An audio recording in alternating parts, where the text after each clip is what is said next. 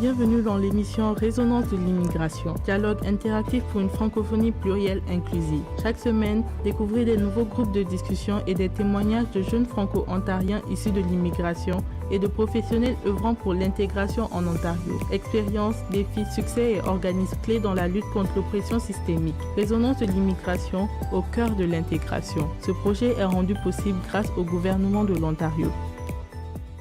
Bonjour à toutes, bonjour à tous et bienvenue sur les ondes de Choc FM 105.1 et en vidéo sur notre page YouTube. Je suis Guillaume Laurin et aujourd'hui, je vous présente une nouvelle édition de Résonance de l'immigration, dialogue interactif pour une francophonie plurielle, inclusive, un programme rendu possible grâce au gouvernement de l'Ontario qui nous permet de célébrer la francophonie ontarienne sous toutes ses formes et favoriser la compréhension à son égard. Deux grands volets dans cette émission. On propose d'abord de faire la rencontre de francophones nouvellement arrivés, nouvellement intégrés, des immigrants récents ou un peu moins récents, mais qui ont une histoire significative et qui nous partagent leurs expériences, leurs défis également. Et puis un volet avec des professionnels de l'intégration, des organismes qui aident les immigrants à s'intégrer mieux dans notre communauté et dans la société ontarienne. Choc FM est donc très heureux de présenter cette émission encore une fois aujourd'hui avec un invité entrepreneur. Il s'appelle Yaya Messila et il va nous parler de son parcours aujourd'hui. C'est le volet parcours dont il s'agit. Yaya, bonjour, bienvenue. Bonjour. Merci d'être prêté au jeu du portrait et de faire connaissance sur les ondes de choc. Alors, je le disais il y a un instant, tu es toi aussi immigrant, bien entendu. Tu fais partie, comme plus de la majorité aujourd'hui de la population de Toronto, de l'immigration francophone. Parle-nous un petit peu de toi d'une manière ouverte. Est-ce que tu veux nous présenter ton parcours migratoire, qui tu es, d'où tu viens? Bien sûr. Donc, bonjour à tous. Merci de m'accueillir ici dans ces locaux. C'est une première pour moi, la radio. Je suis assez content de pouvoir partager mon expérience et j'espère que ça aidera pas mal de personnes qui aussi étaient comme moi en France et qui regardaient tout le temps les chaînes du Canada ou même d'autres pays pour savoir un peu comment ça se passait. Alors en France, tu es français d'origine? Je suis français d'origine, je suis français d'origine parisienne. Donc j'ai grandi dans la région parisienne, en Île-de-France. D'accord. Où j'ai fait mes classes dans l'entrepreneuriat, entre guillemets. J'étais plus dans un secteur professionnel. J'ai commencé dans la mécanique. Ouais. Ensuite, j'ai poursuivi dans l'aéronautique, où je suis devenu ingénieur aéro. Wow, ok. Alors attends, on a fait connaissance, entre guillemets, là, en pré-enregistrement il y a quelques minutes, mais tu as un parcours professionnel donc assez différent de ce à quoi tu t'es destiné ici. Et juste pour revenir, donc tes études d'aéronautique, tu te destinais à quoi au départ? Alors, pour être très franc, à la base, je me voyais pas trop dans l'aéro. Ah oui? J'ai plus été guidé et j'ai été aidé. Moi, j'étais pompier volontaire. Okay. J'ai travaillé dans la pizzeria. J'ai fait beaucoup d'emplois. Je travaillais dans la vente. Okay. Ensuite de ça, j'ai fini dans l'aéro. Et ça s'est super bien passé. Je suis resté 8 ans là-bas. Mais bon, j'ai toujours eu cette partie, ce côté super sociable et du coup, beaucoup de mes collègues m'ont invité à venir ici. M'ont parlé du Canada, m'ont parlé des gens. Donc moi là-bas, je connaissais pas vraiment. Alors justement, le Canada, c'est venu comment? C'est vraiment le bouche à oreille, là, des gens qui sont allés, qui sont venus chez nous dans le cadre quoi, touristique ou professionnel? Alors ça a été beaucoup de bouche à oreille. Donc je suis arrivé dans l'aéronautique en 2013. Okay. Et du coup, j'y suis resté jusqu'en 2019. Durant cette année, j'ai vraiment eu beaucoup d'expérience avec certains de mes collègues qui avaient beaucoup voyagé, du coup, parce que j'avais beaucoup de personnes qui voyageaient. et dont certains me parlaient du Canada comme un pays de hustle, on va dire. Parce qu'à côté de l'aéronautique, je coiffais aussi déjà. Voilà, on va y J'étais déjà arriver. barbeur. J'étais déjà barbeur et je vendais aussi pas mal de choses sur le côté. Enfin, je faisais pas mal de trucs. Ok. Je vendais des pastels, je vendais des chaussures. Tu vendais des pastels? Ouais, je faisais de la nourriture. J'étais en collaboration avec une amie, Djellaba. Oh, excellent. Et on vendait des pastels. Donc c'est là que j'ai commencé à aimer la vente, la communication, Ouais. et que je me suis aperçu que j'avais La fibre? ouais, voilà, que j'étais vraiment branché dans tout ce qui est communication, partage. Et du coup, ben, c'est venu comme ça. Ensuite, on m'a dit de venir au Canada. Et est-ce que tu es arrivé directement par Toronto ou est-ce que tu es Alors venu moi, dans d'autres villes? alors oui, je suis arrivé par Toronto. Je suis resté, enfin, Mhm. mon souhait était d'être à Toronto. Oui. Parce que ce qui s'est passé, pour la petite anecdote, c'est que je suis parti à Saint-Martin pour 3 semaines avec la mère de ma fille, Dans les Caraïbes? exactement dans les Caraïbes. Et en fait, à Saint-Martin, il y a 2 parties. Il y a une partie anglophone, enfin une Oui. partie hollandaise et une partie française. C'est ça. Et du coup, arrivé à la partie hollandaise, je me suis aperçu que, enfin, après de nombreux voyages vraiment à cette période-là, je me suis aperçu que j'avais de très grosses lacunes en anglais dans la communication. Et Ok, donc le voyage s'inscrivait aussi dans cette volonté peut-être d'améliorer la langue et donc Exactement. de se confronter. On parle souvent dans ces parcours là, de gens qui, comme on dit, sortent de leur zone de confort, se C'est ça. mettent en difficulté volontairement. C'est ça. Comment est-ce que ça s'est passé pour toi? C'est quoi tes premiers souvenirs là, de ton arrivée? Est-ce que c'était Alors, dur? c'était très compliqué. C'était très compliqué. Je Ouais. vais être franc, c'était très compliqué parce que c'est vrai que c'est toujours dur de sortir de sa zone de confort. Mais d'un côté, c'était aussi ce que j'avais choisi. Donc, je m'attendais à ce que ce soit compliqué, mais pas autant. Est-ce que tu avais des ressources sur place, des connaissances, des amis, de la famille ou un Alors, soutien quelconque? Moi, non. J'avais personne. La mère de ma fille avait quelqu'un, Ouais. avait son cousin. Ouais. Mais il parlait pas français, donc c'était vraiment, il y avait aucun lien, aucune attache. C'était un petit peu compliqué, sans passerelle, de pouvoir se faire entendre et de partager. Mais j'ai choisi volontairement de pas aller vers ma communauté, Ouais. parce que je voulais vraiment privilégier l'immersion totale. Je voulais être en immersion. Et vraiment faire en sorte de m'améliorer en anglais et faire en sorte que je puisse être bilingue. Est-ce que tu as des ressources que tu as rencontrées, des organismes, des entreprises qui t'ont aidé à améliorer ton anglais, ou est-ce que tu as travaillé uniquement par toi-même, au contact des autres, en regardant des films ou des séries, ou je sais pas, il y a différents types d'expériences. Quelle a été la manière dont tu t'y es pris? Alors pour moi, ça a été...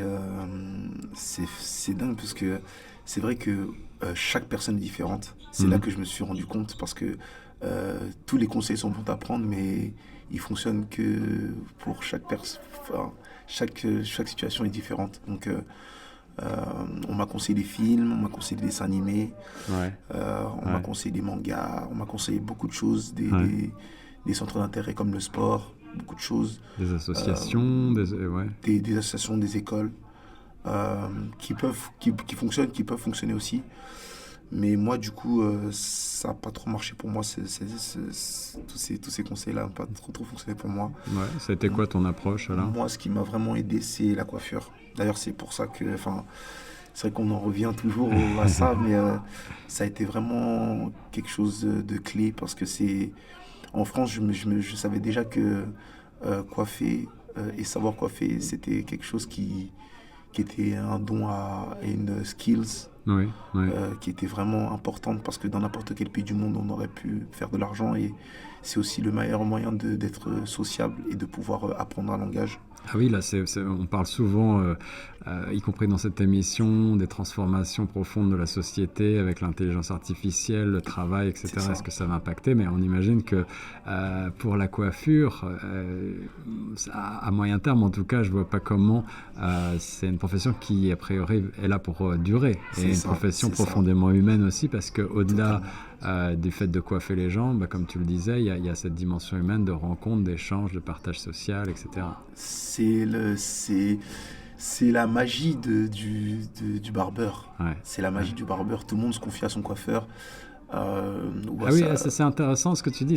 Tu vois la profession, puis on va aller de plus en plus parler de cette profession que tu as embrassée. Aujourd'hui, tu es entrepreneur et tu as ton propre salon. On va le mentionner un petit peu plus tout à l'heure, mais tu vois vraiment ça comme peut-être pas un rôle de psychologue, mais en tout cas une oreille, une écoute au-delà de... C'est une certaine thérapie, parce que c'est vrai que on a tous confiance en son coiffeur, parce que on arrive dans un endroit où on n'est pas chez soi et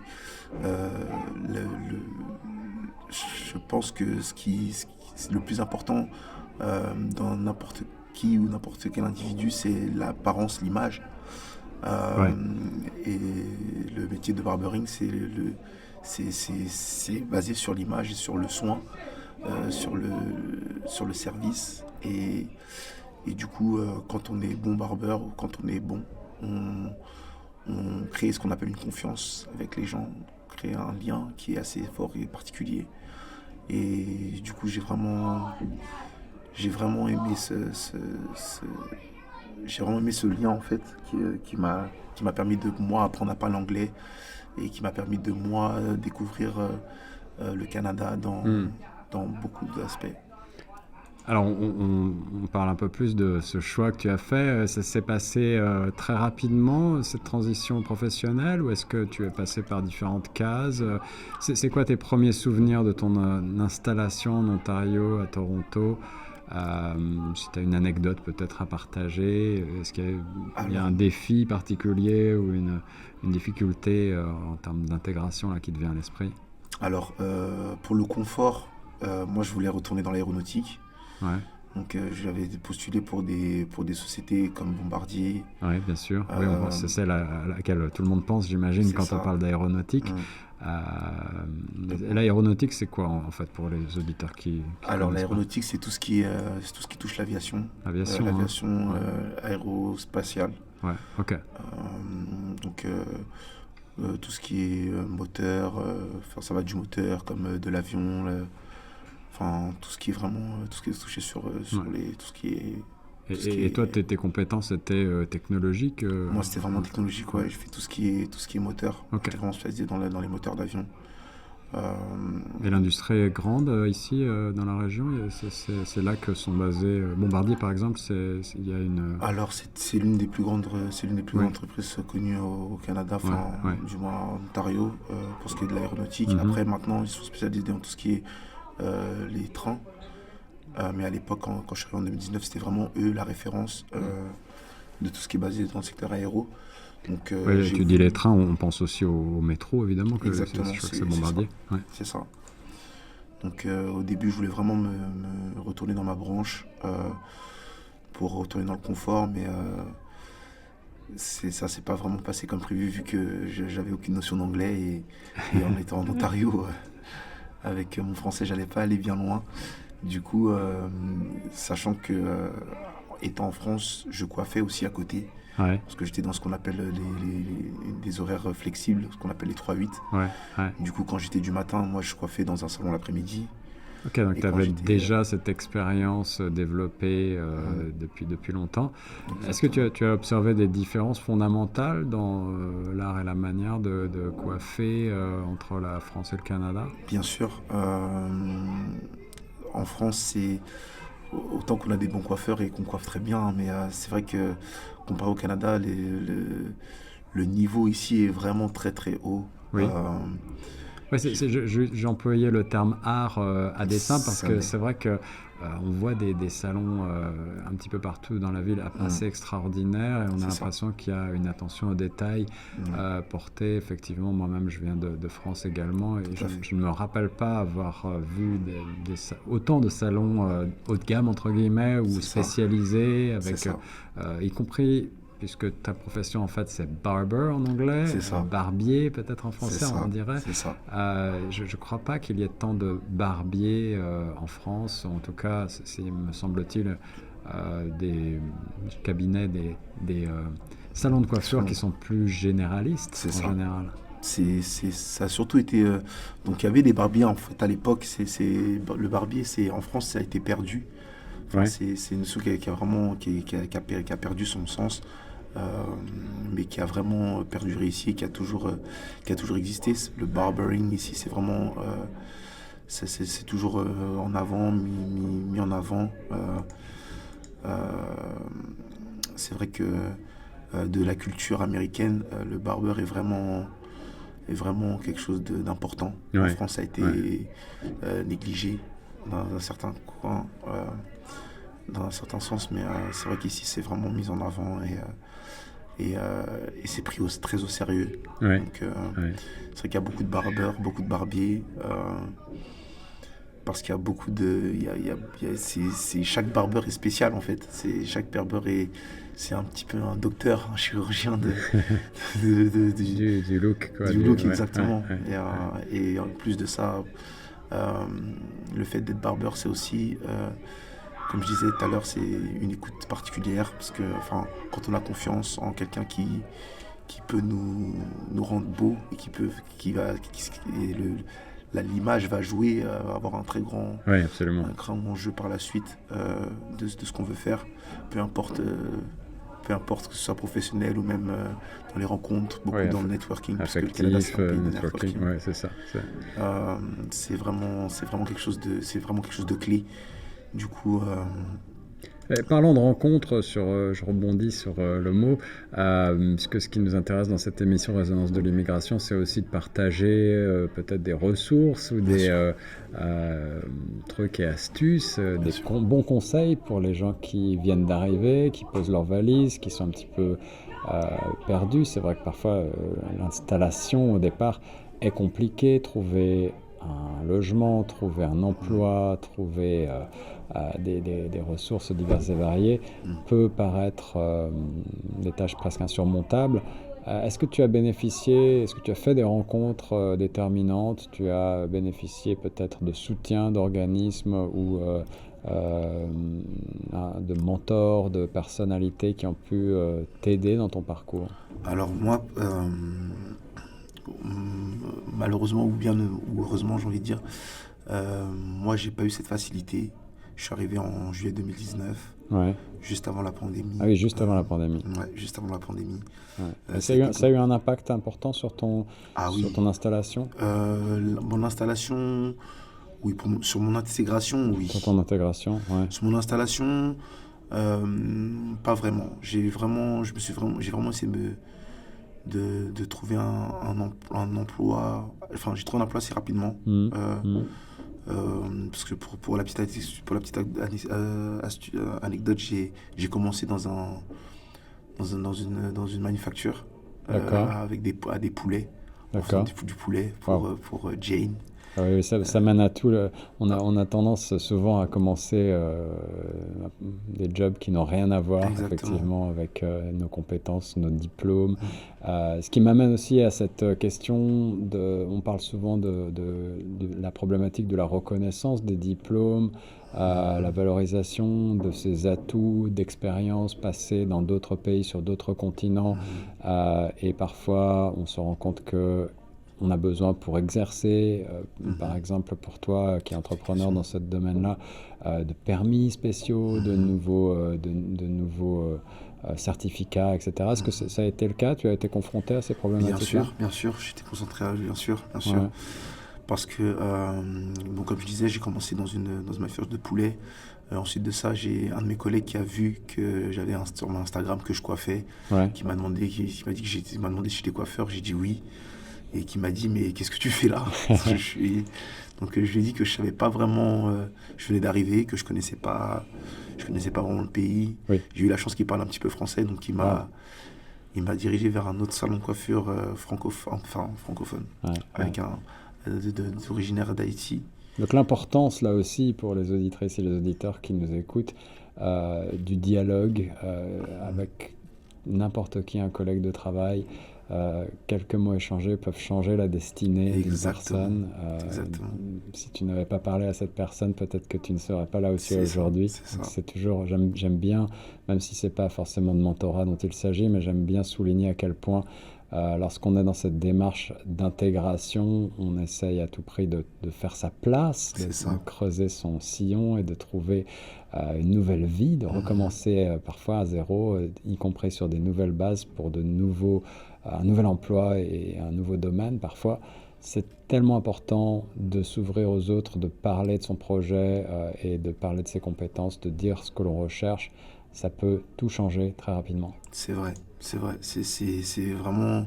C'est pour ça que... Enfin, mon histoire, ça a vraiment été... J'ai même envie d'en faire un film parce que ça a vraiment été une suite de beaucoup de choses. Je suis arrivé au Canada, j'ai travaillé dans la manufacture. Ensuite de ça, on a vu que j'étais coiffeur du mon Instagram. Dans mon Instagram, ensuite de ça, j'ai postulé dans le salon de coiffure de mon collègue, enfin de l'ami de mon collègue. Ensuite de ça, il m'a pris. Donc j'ai été accepté là-bas. Je suis resté le premier jour d'essai et il m'a dit de rester, donc je suis resté. Je suis jamais retourné dans la manufacture. Wow.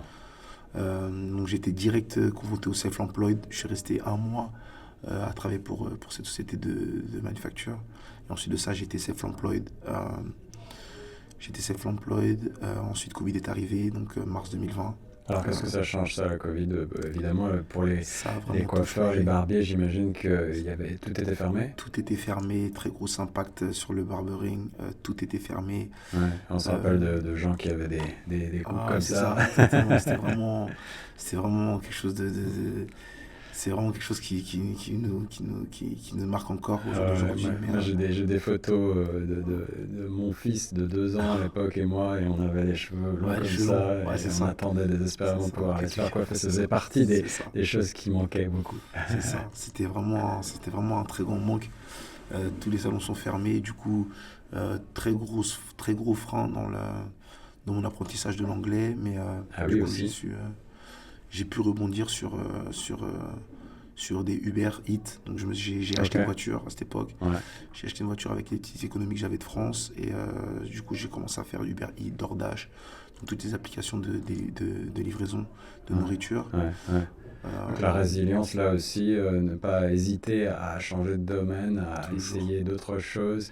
Ne pas rester sans rien faire, ne pas rester immobile, ça fait partie vraiment des bons conseils qu'on peut donner, je pense. C'est très important de se dire que si je devais donner un conseil à nos auditeurs et aux personnes qui viennent d'arriver, sachez que si vous êtes venu au Canada, vous êtes venu pour changer de vie. Vous êtes venu pour une expérience différente, quelque chose de nouveau. Donc sortir de sa zone de confort, c'est bien une fois qu'on est parti de France, mais rester dans ce mindset-là, c'est le plus dur, surtout quand il y a des choses de la vie qui se passent comme la pandémie. Rester focus, rester concentré, c'est très important parce que suite à certaines de nos actions, ça peut changer nos vies et on peut s'apercevoir qu'il y a d'autres opportunités qui se créent. Le Canada, c'est un pays d'opportunités. Il y a énormément d'opportunités pour ceux qui veulent les prendre et pour ceux qui veulent les voir. Et c'est pas en restant chez soi que quelque chose va arriver, j'ai envie de dire. Donc, des sages conseils. Tu es francophone, Yaya. On n'a pas encore parlé de cet aspect des choses, mais évidemment, j'aime bien poser la question de savoir si le français a d'une certaine manière aidé ton parcours ou si au contraire tu as considéré ça plutôt comme un frein. On a les deux sons de cloche, les deux versants parfois dans cette émission de gens à qui ça a servi parce qu'ils ont évolué professionnellement dans la francophonie ou que la francophonie a constitué un avantage certain, une plus-value, Pour d'autres, au contraire, c'est la non-maîtrise de l'anglais qui a le plus posé problème et qui revient le plus. C'est quoi ton sentiment là-dessus? Alors moi, enfin, le fait d'être français m'a pas vraiment aidé dans la langue, mais m'a beaucoup aidé dans la culture. Ouais. Ça m'a énormément aidé dans la culture. Alors dans la culture, ça veut dire quoi? Tu considères qu'il y a une sympathie particulière ou Oui, j'ai pourquoi eu des ça? traitements différents parce que j'étais français. Ok. Même si je parlais pas forcément la langue, mais le fait de venir de France, et en l'occurrence de Paris, Mhm. ici, ça a un très grand jeu pour les personnes. Pour les personnes pour les Ontariens, pour les Ouais, Canadiens ouais. et même pour les étrangers. Paris est une assez grande ville. Qui bénéficie d'une aura particulière aussi. Particulière, surtout pour les domaines de la mode, artistique, de l'art, etc. Tu évolues un petit peu là-dedans aussi. Exactement. Donc j'ai eu cet aspect, enfin j'ai eu cette chance pour même les clients que je rencontrais qui n'ont pas forcément eu l'habitude de rencontrer des Parisiens, des Français de France. Et du coup, ça m'a aidé, entre guillemets, mon histoire m'a aidé à toucher pas mal de monde aussi et m'a permis d'avoir pas mal de clients. Mais ensuite, j'aime vraiment le fait d'être sur les deux pôles parce qu'il ne faut pas oublier aussi que nous sommes en Ontario, mais le Canada a aussi une très grande partie francophone qui est Québec et moi. Bien sûr. Et du coup, enfin, chaque personne y trouve son compte, mais moi en tant que Français, j'ai vraiment vu plus d'opportunités à Toronto. Donc, ok, intéressant. J'ai l'impression que ton parcours quand même a été une suite de succès ou entre guillemets de manières de rebondir qui se sont finalement plutôt déroulées à ton avantage. Et félicitations pour ce beau parcours. Merci.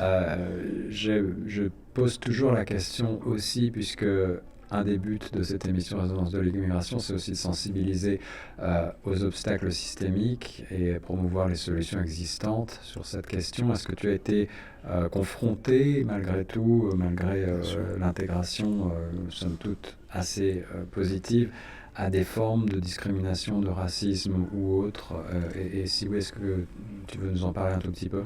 Pour être très franc, beaucoup moins qu'en France. Beaucoup moins qu'en France? Beaucoup moins qu'en France au niveau de la discrimination. Oui, il y en a aussi ici au Canada. Il y en a partout.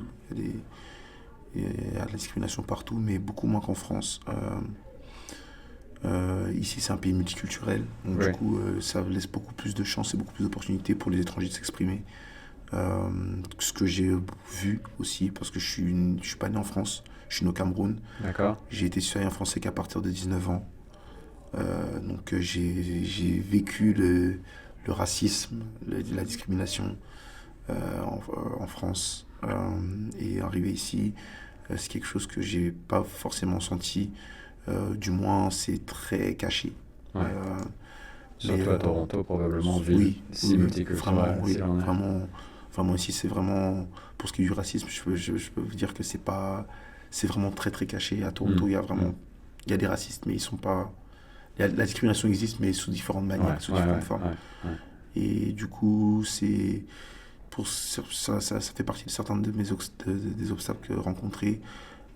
Mais le premier obstacle que j'ai envie de dire, c'est le fait d'être d'Europe, donc le fait d'être d'outre-mer et la fonction du pays en elle-même, du continent. C'est-à-dire que ici, pour arriver, on n'a pas de crédit score. Ça a été l'un des très très gros problèmes. Et je pense encore aujourd'hui que ça reste un problème pour les personnes qui viennent d'arriver, qui ne sont pas forcément éduquées, qui n'ont pas forcément de connaissances vis-à-vis de ça. Alors, le crédit score, là, on va juste faire une aparté pour les nouveaux arrivants qui n'ont aucune idée de ce à quoi on fait référence, évidemment. Mais c'est lorsque tu arrives et que tu ouvres un compte bancaire, il est bien évident que tu es considéré comme un grand débutant finalement quand tu es nouvel arrivant, quel que soit ton âge, ton expérience professionnelle et personnelle, quels que soient les biens que tu as, tu as des difficultés à faire valoir que tu as déjà mis de côté pendant des années, fait une gestion financière très saine, que tu as pu déjà avoir emprunté de l'argent et le rembourser à temps, etc. La banque a tendance à te prendre pour effectivement un débutant, ce qui peut poser beaucoup de questions et de problèmes, en particulier pour les jeunes entrepreneurs, ceux qui veulent se lancer, qui ont besoin de lever des fonds. Est-ce que tu veux nous parler, sans entrer forcément dans les détails, mais sur cette question-là, puisque toi-même, tu t'es mis à ton compte, c'est quoi les principaux défis de ce côté-là pour toi? Alors, les principaux défis, c'est que tout est accessible ici. Everything is possible, tout est accessible. On peut te donner une carte de crédit de 5 000, on peut te donner une carte de crédit de 20 000, 50 000. Après, c'est bien, mais ça peut être un piège quand on ne connaît pas le système. Ouais. Parce que les intérêts sont très élevés. Les intérêts sont élevés, et c'est surtout que ces cartes-là, il faut la rembourser. Donc, on te donne 5 000, oui et non, on te prête 5 000. Donc, il faut savoir les rendre et au bon moment et au bon pourcentage pour pouvoir faire en sorte d'élever ton crédit. Et justement, le credit score, si tu ne rembourses pas à temps, il va en pâtir, et donc ça va être un cercle vicieux, entre guillemets. Exactement. C'est surtout que, étant français et n'ayant pas ce système, on peut vite être happé et vite se retrouver dans le trou. Et ne pas comprendre, en ne comprenant pas forcément le système de ce crédit. Ce serait bien que pour les nouvelles personnes qui arrivent, qu'il y ait des cours, même des journées d'information, ou même des informations vraiment pour les personnes qui viennent d'arriver par rapport à ça, parce que ça aide énormément. Ça aide énormément pour ne serait-ce qu'entreprendre, ou même ne serait-ce que d'avoir une expérience canadienne pour les personnes qui veulent rester. Et je trouve que parce que j'ai pas choisi d'aller directement vers ma communauté et de vouloir vraiment être en immersion, je pense que ce serait bien de directement se tourner vers le centre francophone, ou vers les différents organismes français, et être vraiment piloté du début jusqu'à la fin. Et pour ce qui est du crédit ou même du logement. C'est intéressant, tu anticipes un peu sur les questions que je voulais te poser, mais c'est excellent, parce que c'est une bonne piste de réflexion. Je pense qu'on n'a pas forcément encore vu dans cette émission Résonance de l'immigration sur les ondes de choc, celle de l'éducation aux nouveaux arrivants, quel que soit leur âge ou leur niveau d'expérience. Effectivement, les processus sont différents sur un certain nombre de questions cruciales, comme celle de la banque, justement, à laquelle tu faisais référence il y a un instant. Évidemment, les questions d'immigration en tant que telles, les obtentions de visa et autres questions de droit qui sont relatives. Mais voilà, une bonne suggestion que celle peut-être d'un accompagnement éducationnel pour les immigrants récents. Est-ce que ce serait IRCC, l'Immigration Canada? Est-ce que ça serait piloté par des organismes francophones comme le Centre francophone du Grand Toronto, qui a déjà un certain nombre de ressources sur le sujet, mais qui pourrait peut-être systématiser l'approche? En tout cas, voilà, une bonne suggestion, je pense, pour les nouveaux arrivants. C'est aussi pour ça que j'ai créé c'est aussi pour ça que j'ai voulu avoir un salon à mon compte, salon de coiffure. C'était vraiment, je voulais vraiment privilégier ce point de rencontre, et cette base pour les personnes qui viennent d'arriver et qui n'ont pas forcément connaissance avec ce qui se passe ici, qui sont un petit peu perdus, et qui voudraient entreprendre ou même travailler ou même rester ou avoir de différentes expériences. Parce que c'est vrai que moi, quand je suis arrivé en 2019, j'ai rencontré aussi des gens en 2020-2021 pendant Covid qui ont trouvé que le Canada c'était pas forcément pour eux, qui ont galéré, qui étaient loin de leur famille, qui n'avaient pas de repères, qui se sentaient énormément seuls. Oui, oui. Et c'est vrai que on peut vite être seul parce que c'est un pays qui est bien, mais d'un côté c'est aussi un pays où il faut se débrouiller. C'est dur d'avoir on n'est pas aussi assisté qu'en France. Ici, c'est vraiment chacun doit se débrouiller, chacun a une vie et chacun s'occupe de son propre problème. Donc, le fait d'avoir le salon de coiffure pour vraiment réunir les gens et les inviter à venir et partager leur expérience, même ne serait-ce que prendre des conseils de certaines personnes, certains de mes clients qui ont des sociétés, certains de mes clients qui ont des logements. J'ai beaucoup de clients qui cherchent des Français, qui cherchent des personnes pour travailler, qui cherchent des personnes qui ont de l'expérience ou pas, pour eux-mêmes après, ensuite de ça, les développer pour ensuite créer leur expérience canadienne, pour après leur permettre d'avoir des options pour la décision finale qu'ils veulent faire, soit rester ou soit rentrer en France. Mais vraiment être encadré des meilleures manières possibles pour pouvoir faire en sorte que leurs 2 années de PVT ou même leur période de leurs 6 mois de visite leur permettent d'avoir de repartir avec des options. C'est vraiment c'est vraiment la chose sur laquelle je travaille tous les jours, vraiment faire en sorte que chaque personne qui vienne ou chaque personne qui ne connaissent pas encore le Canada, même les personnes qui sont là et qui ne connaissent pas forcément, même moi ça fait depuis 6 ans que je suis là, mais j'apprends toujours de nouvelles choses parce qu'il y a souvent des mises à jour et ça permet que chaque personne puisse être à jour de ce qui se passe ici et pour que leur expérience puisse être vécue dans les meilleurs de confort. On est toujours sur les ondes de Choc FM 105.1 dans l'émission Résonance de l'immigration avec mon invité Yaya Messila, entrepreneur francophone. Yaya, tu sais, ce que tu fais va certainement inspirer beaucoup de francophones et en tout cas faire envie à certains d'entre eux qui rêvent eux-mêmes de lancer leur propre entreprise, d'être à leur compte et indépendant, entre guillemets, c'est évidemment le grand rêve de beaucoup de gens. Moi, les questions, elles sont nombreuses qui me brûlent les lèvres, c'est celle de savoir comment concrètement tu t'y es pris pour arriver en si peu de temps, 6 ans tu disais, mais avec une progression rapide pour arriver à ouvrir aujourd'hui ton propre salon de barbier. Je crois qu'il se situe entre Eglinton et Dufferin, dans un quartier très dynamique, assez achalandé.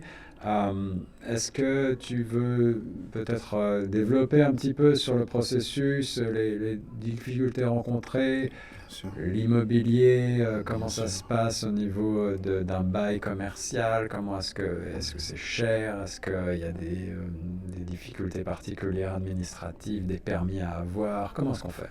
Alors ça a été moi je suis resté donc dans les 6 ans où je suis arrivé ici, enfin les 6 ans d'année de Canada, de l'expérience canadienne, je suis resté 6 ans dans cette rue. Donc j'ai démarré en 2019 dans cette rue. Donc tu es resté dans et un je suis quartier. resté dans ce quartier-là. Je me suis fait connaître dans ce quartier-là. Je me suis fait promouvoir dans ce quartier-là. C'est ça, c'est important aussi à préciser parce que Toronto est grand. Le Grand Toronto, c'est encore plus vaste. Il y a c'est quand même populé. Et peut-être qu'à trop vouloir tout voir, tout connaître et essayer d'être partout, on en oublie que la vie de quartier, surtout pour un entrepreneur qui veut développer effectivement un commerce finalement, c'est quand même très important de se faire connaître aussi localement. C'est ça, je me suis vraiment concentré sur ce secteur-là. Après, il y a eu Covid entre les deux, bien évidemment, mais même pendant Covid, je restais quand même dans le quartier, je livrais je restais actif. J'ai vraiment essayé de me faire connaître. C'est très proche du lycée français de Toronto. Mais oui, oui. Donc c'est vraiment, j'essaie aussi de travailler avec eux. Ok, ça veut dire que tu as une clientèle francophone aussi J'ai une petite clientèle francophone. Ouais. J'ai livré des plateaux repas pendant Covid. Ok, la nourriture, ça marche toujours bien chez les francophones. C'est ça, la nourriture. Ça rapproche. Ça marche toujours. Ouais. Et, du coup, je suis quand même resté dans ce quartier-là. Et pour ce qui est du salon au jour d'aujourd'hui, j'ai eu la chance d'avoir un salon tout équipé, avec moi prenant la devanture du salon, avec 3 chaises et avec ma femme qui travaille à l'arrière et qui est hairstyliste. Donc on est vraiment tous les deux basés sur la coiffure. Complémentaires énormément. Ouais. Donc ça veut dire que moi, si je viens pour un travail sur ma barbe, je peux venir avec ma femme qui va se faire coiffer aussi au même endroit. Bien sûr. Alors tu nous redonneras tous les détails, l'adresse tout à l'heure. Mais félicitations pour ce parcours très, très inspirant et enthousiasmant. On dit que c'est très cher de tenir une boutique, quelle qu'elle soit à Toronto. Là. Est-ce que tu veux nous donner un ordre d'idée? C'est vraiment si cher que ça? C'est cher, oui, mais comme je dis, tout marche avec le crédit score. Tout fonctionne avec le crédit score. L'obtention du crédit, comment tu gères ton crédit. Et pour un immigrant assez récent, justement, comment est-ce que tu as outrepassé les problèmes de crédit score dont on parlait comme ça? Moi, est-ce que ça a été facile? J'écoutais pas beaucoup de clients. Quand j'étais barbeur, je suis toujours, mais quand je louais ma chaise, j'écoutais énormément mes clients, je posais beaucoup de questions sur ce qui est du crédit, comment ça fonctionne, et chaque personne avait différentes réponses, et j'ai fait mon analyse de chaque réponse, et j'ai vraiment pris ce que j'avais besoin de prendre. Et du coup, je me suis vraiment focus sur mon crédit. Tu as trouvé une banque capable de te soutenir, de te suivre.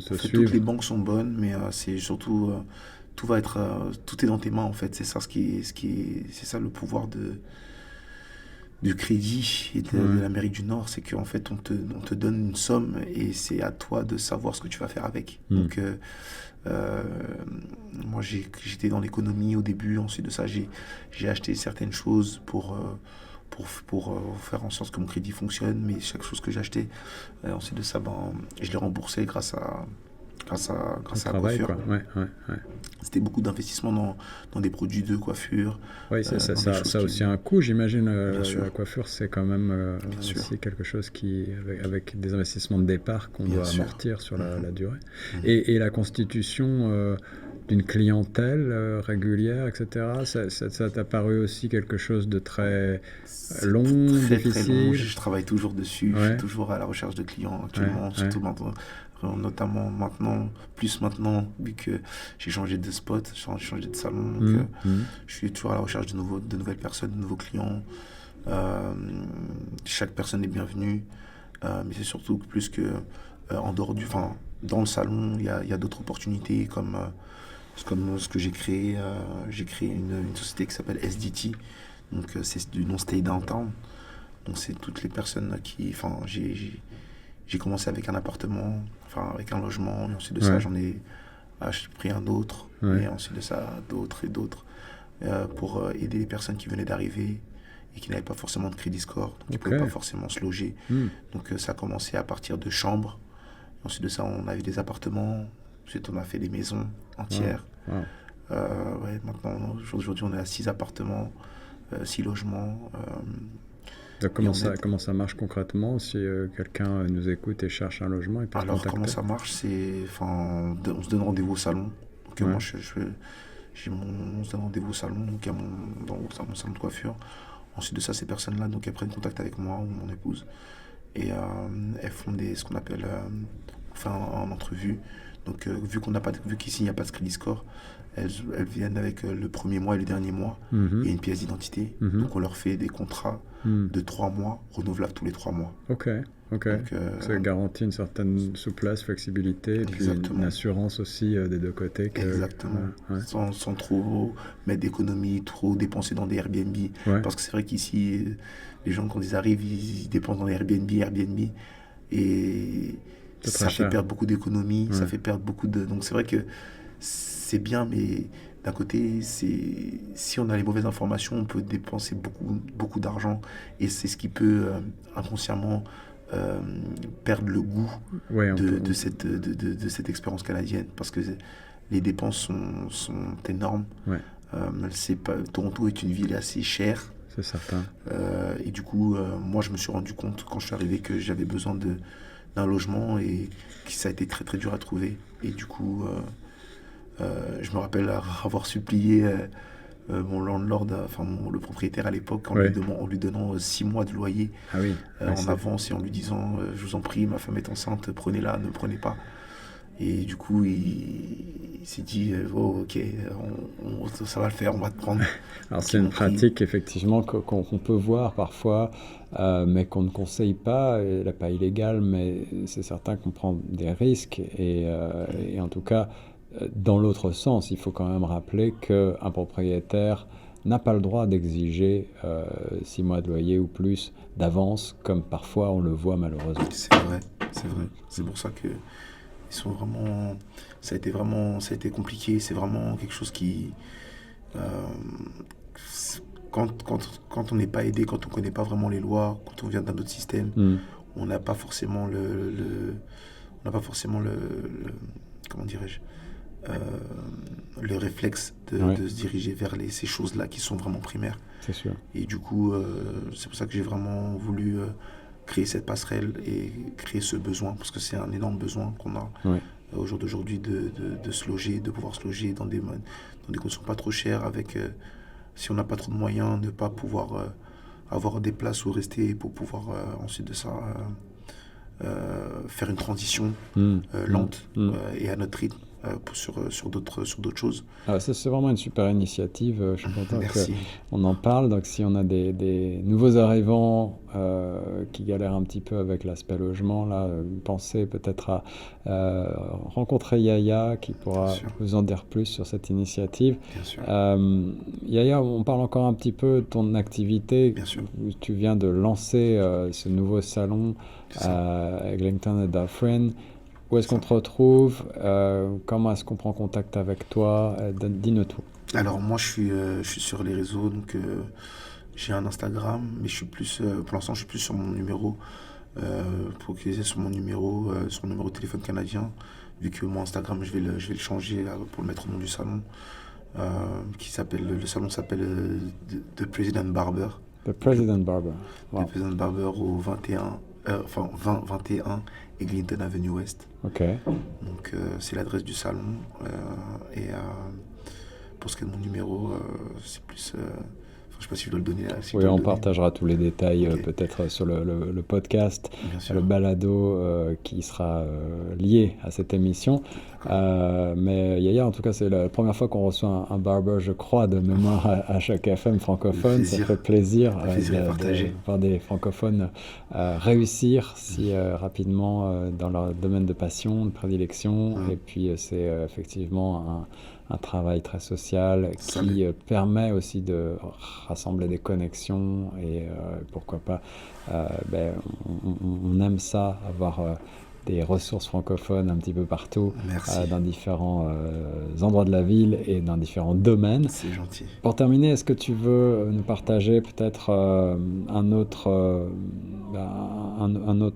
message pour les jeunes issus de l'immigration qui écoutent cette émission, un conseil, une dernière anecdote, et puis je vais te demander pour finir d'ouvrir sur tes projets, tes aspirations pour l'avenir là, dans les 4 ou 5 prochaines années. Bien sûr, si j'avais quelque chose à dire pour les nouvelles personnes qui arrivent, même pour les jeunes qui veulent se lancer dans l'entrepreneuriat ou même changer de vie, venir au Canada ou même dans d'autres pays, je dirais ne pas être limité.